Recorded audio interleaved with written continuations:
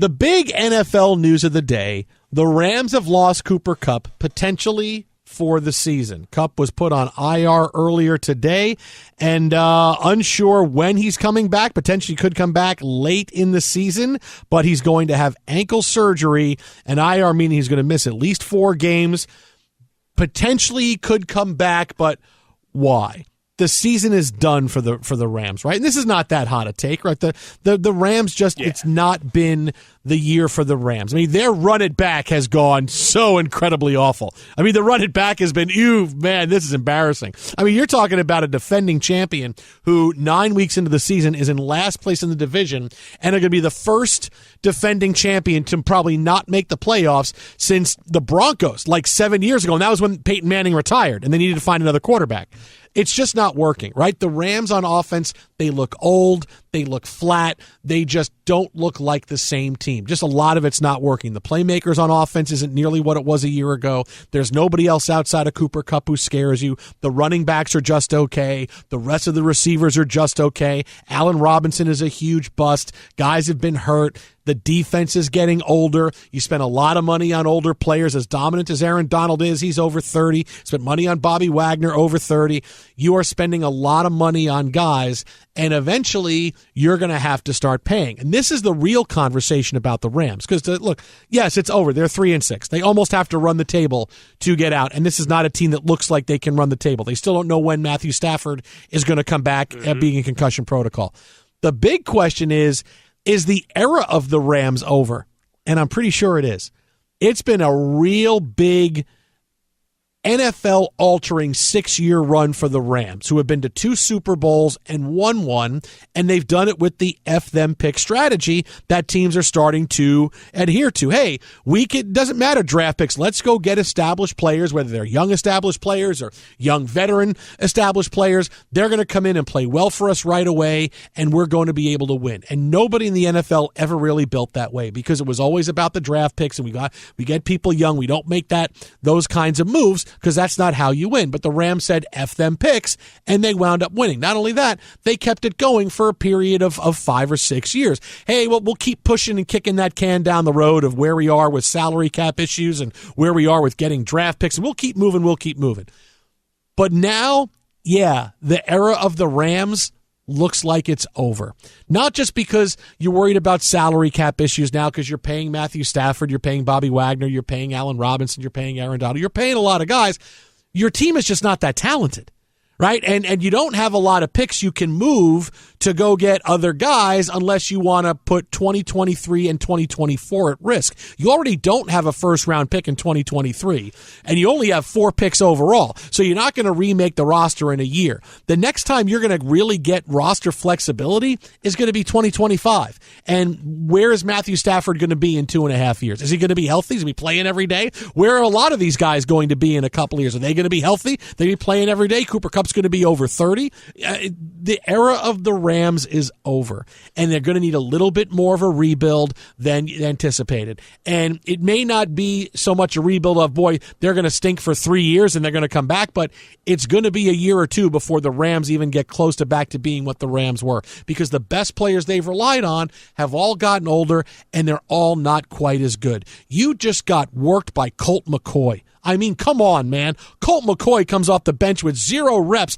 and he's able to run an offense that just does what they need to do against you. The biggest weapon on the team was out in Kyler Murray, and the guy who was their starting running back for years plays 1 snap and then gets cut the day later, and they still wound up beating you, and they still put 27 on the board. So, the era of the Rams is over, man. It was a great 6-year run, but now you got to stop, and you got to retool, and you got to reload and rebuild. It has to happen that way. You need to get more assets, and in a year and a half, maybe, then we start seeing the next era of the Rams. But is Sean McVay around for it? Is he going to sit through a rebuild? Maybe not. So that's why this era of the Rams, you say, okay, well, maybe they'll rebuild. No, there's going to be changes, and guys are going to go. The next coach who comes in isn't going to be as enamored with Matthew Stafford in a year and a half, and maybe that's when they want to move on from him. So, the changes are going to come, but the era of the Rams, as we know it, the big Super Bowl contenders and what they are, it's over.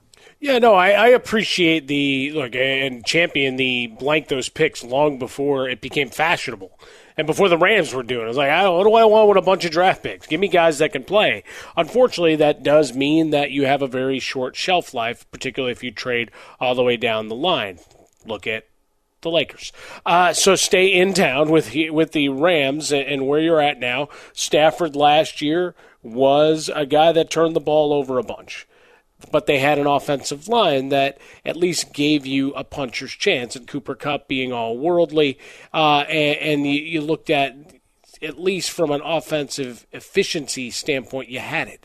Late addition of Odell Beckham Jr. helps push things along the way. Defensively, you're making plays up front. You lose a bunch of games to injury, and they're middle of the pack in terms of overall games lost by starters this year. So not overwhelming, but when the offensive line starts to crumble, and we're watching Andrew Whitworth on Thursday nights instead of playing on the field, where, look, even as an older offensive lineman, he was still better than anything they put out.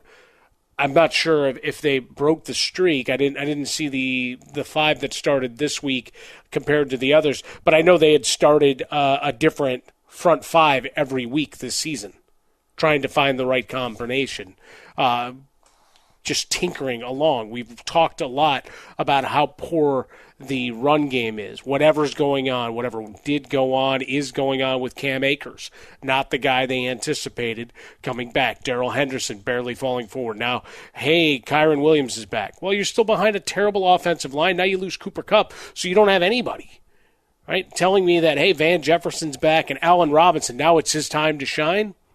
It's the Tyler Higbee show if he's healthy with Wofford under center, because that's about all the time he's got. Hot route, tight end, back and forth. So you've got a team that's crumbling, and I think the biggest thing you put on the board there was Sean McVay, right? Remember, we talked with our guy Jay Glazer about his Unbreakable mental health podcast and the conversation that he had with Sean McVay about the rumors of stepping away, work-life balance, his personal relationship, and what that's done in terms of his hours in the office. And he's not doing it the same way.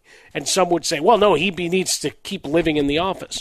No, it's part of the argument we made when Jeff Saturday got hired. It's a different world, right? We're trying to figure out best practices and working smarter, not harder, right? You don't need to put in those hours. And for Sean McVay, if the flirtation has already been there with, hey, I can get a lucrative offer from television, and hell, it's kind of that swap him for Peyton kind of thing that we've joked about a bunch.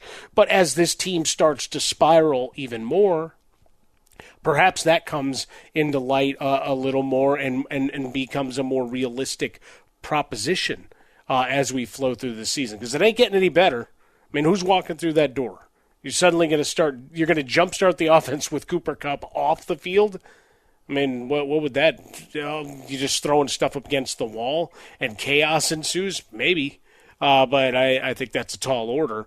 And with Matt Stafford, you had those fluke injuries to start his career. Now he's beat up, because that's the other thing, the elbow injury, now a concussion diagnosis that's kept him out. And Sean McVay pushing that, hey, that's the medical people, don't look at me, leave me alone. Been pretty telling about that, right? It's an extra stressor, so you don't have your veteran to at least try to calm things down. So, yeah, it's a pressure point situation. You got your Super Bowl, and for me, that's always going to be worth it, right? Give me the Florida Marlins model of all those years ago. Give me a title, and then if you need to strip it down, strip it down.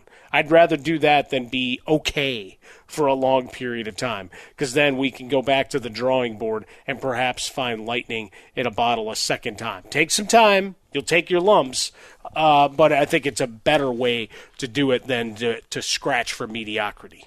No, and I agree. And the interesting thing was we always wanted to know, how long could the Rams keep this going, right? Sure. How long can you keep kicking the can down the road of trading picks and until it kind of, you realize you have to start over again at 6 years.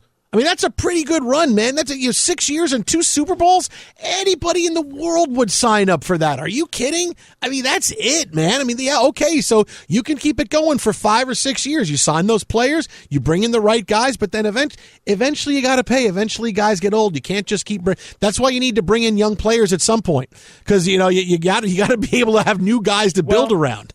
But I think a lot of it goes to, as we've talked about, we had Jordan Schultz on earlier in the show, right? So talking about what Seattle did. And it's something we got into before the season began, of Schneider and Pete Carroll with no Russell Wilson there, the ability and a different strategy, i.e., go back to the original blueprint of what they built all those years ago. And what does that take? It takes getting it down to the studs. We watched all those guys grow, right? Those middle, late round picks, those guys that were undrafted free agents. You made a smart move bringing in Marshawn Lynch, but otherwise those guys are mostly homegrown or cast-offs altogether from other teams, and you made it work. But then once it had to become Russell Wilson-centric and you were trying to appease him and build to him, and it took you away from the formula that you had, right? The secret sauce. This is new Coke.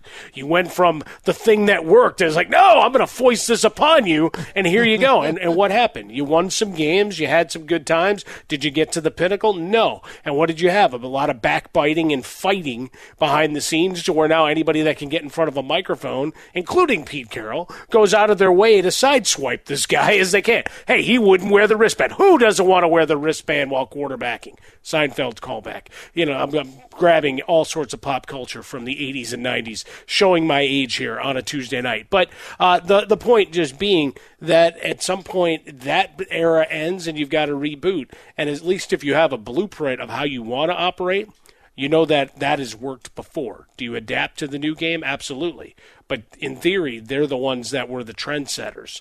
And now they just have to zag again.